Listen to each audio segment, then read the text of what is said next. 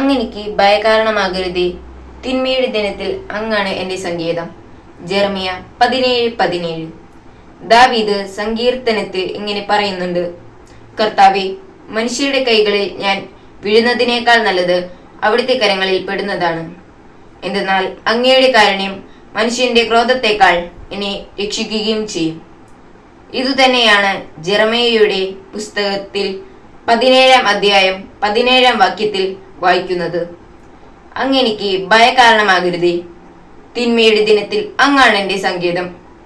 എനിക്ക് എന്തെല്ലാം ഞെരുക്കങ്ങൾ വന്നാലും കർത്താവെ, അങ്ങാണ് എന്റെ ഏക സങ്കേതം. അങ്ങ് എനിക്ക് എപ്പോഴും പ്രത്യാശയുടെയും സ്നേഹത്തിന്റെയും വാതിൽ കൂടിയാണ്. അപ്പോൾ നമ്മെ സംബന്ധിച്ച് നമുക്ക് എപ്പോഴും മനസ്സിലാക്കേണ്ട ഒരു കാര്യം ദൈവത്തിന് നമ്മോടുള്ള സ്നേഹവും കാരുണ്യവും പരിഗണനയും സ്ഥാനവുമാണ്. ഇത് നമുക്ക് മനസ്സിലാക്കണമെങ്കിൽ വിശുദ്ധരുടെ ജീവിതം ഒന്ന് നോക്കൂ. വിശുദ്ധരുടെ ജീവിതം എന്ന് പറഞ്ഞാൽ സഭയിൽ, ലോകത്തിൽ അവർ ഏറ്റവും കൂടുതൽ ആദരിക്കപ്പെടുന്നു. അവർ ദൈവത്തോട് പ്രാർത്ഥിച്ചാൽ നടക്കും എന്നുറപ്പുള്ളത് കൊണ്ടാണ് വിശുദ്ധരുടെ മാധ്യസ്ഥം നമ്മൾ തേടുന്നത്. അവർ പറഞ്ഞാൽ കർത്താവ് കേൾക്കും. നമ്മുടെ സ്ഥിതി എന്ന് പറഞ്ഞില്ലേ, എന്താണെന്നറിയാമോ?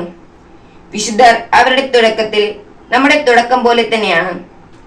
ദൈവത്തെ സംബന്ധിച്ച് ദൈവം ഒരു വിശുദ്ധനെ പരിഗണിക്കുന്നത് എങ്ങനെയെന്നോ അങ്ങനെ തന്നെയാണ് ഒരു പാപിയെയും ദൈവം പരിഗണിക്കുന്നത്. അവരെ മാറ്റി നിർത്തുന്നില്ല.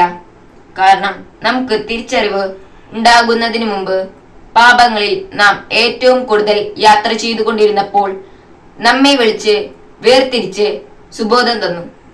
പാപത്തിൽ നിന്ന് ക്രമേണ പുറത്താക്കി.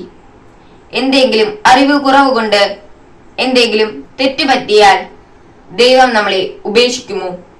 ഒരിക്കലുമില്ല. അതുകൊണ്ട് കർത്താവ് നമുക്ക് ഭയകാരണമാകുന്നില്ല.